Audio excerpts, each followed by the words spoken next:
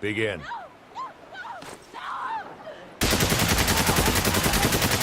Spec Ops: The Line is technically a continuation of a tactical shooter series that started on the PC platform in the late 90s, but this sequel significantly deviates from standard operating procedure. Using Joseph Conrad's Heart of Darkness as inspiration to explore the dark side of war and conflict, The Line takes on some serious subject matter. Can the game eke out any meaning in a sea of sand and headshots? You, take care of the rest of them. Yes, sir.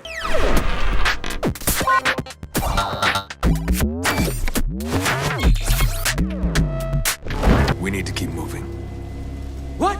Reinforcements will be here any second. We need to keep moving. Walker, you're not even... I'm gonna make these bastards pay for what they've done. The wealthy desert city of Dubai has been brought to ruin by cataclysmic sandstorms.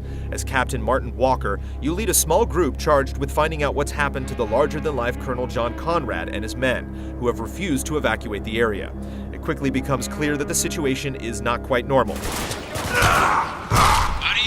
Although the drama sometimes feels forced, the events you witness carry some emotional charge. The ridiculous body count works well enough with the story's spiral into confusion and chaos, and while you have a few opportunities to make real choices during morally murky pop quiz moments, your character will check the script for all the big decisions. Still, you can't help but feel complicit in the horrible mess going on all around you. The game effectively builds tension and realizes that the desire to see just how screwed up things can get is a better motivation than fulfilling an actual military objective.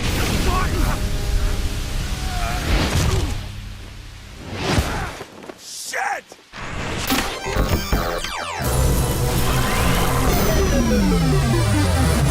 You're gonna have to talk fast, boss. He's fading. We're here to help.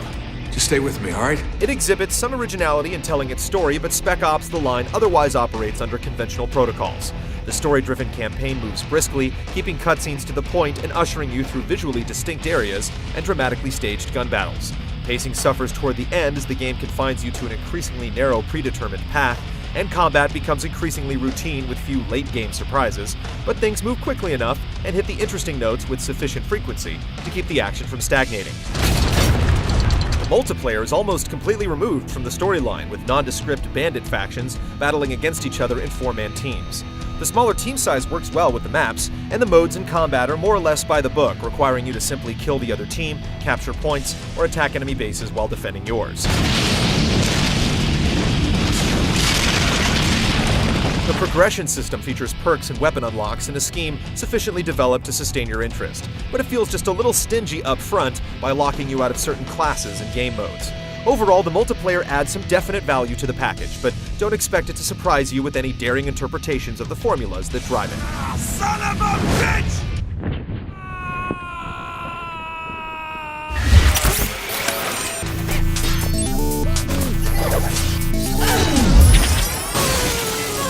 Any sign of cooled? Yeah. 33rd's got us surrounded down there. Spec Ops executes third-person, cover-based shooting admirably, with a smooth and precise feel to the aiming and satisfying results when you pull the trigger. They're everywhere! Watch your flanks! Even the pistol and submachine guns feel like useful lethal instruments. As the commanding officer, you can issue orders to silently eliminate or focus fire on particular targets or deploy flashbangs at opportune moments. It's rarely a necessary step, but it's easy to issue orders and you'll typically get a prompt response, making it an enjoyable and effective feature. The use of sand in the environment, which creates surprising moments and often offers opportunities to bury your enemies, isn't as impressive or dynamic as the concept may suggest, but it lends itself to a few striking gameplay moments. As in other shooters, turrets are the real equalizer, found here in abundance, and made a bit more interesting with the option to crouch down and avoid fire while you spray and pray for lucky hits. The feeling of gunning down hundreds of human beings isn't that different than it is in other shooters, and nothing about the way the game plays truly stands out as different. But Spec Ops has no trouble delivering well-pitched action with a liberal helping of sand.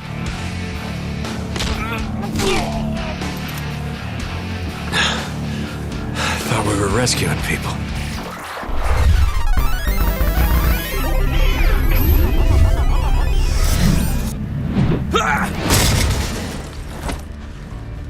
Adams, Lugo, do you read?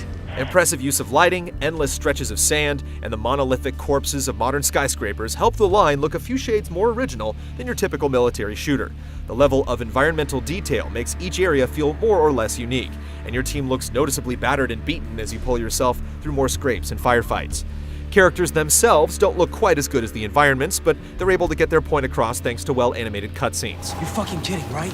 That's white phosphorus. Yeah, I know what it is. You've seen what this shit does. You know we We can't might not have use a choice, Lugo. There's always a choice. You can go ahead and toss all those compliments out the window for the multiplayer, however, which is a noticeable step down from the well-produced campaign.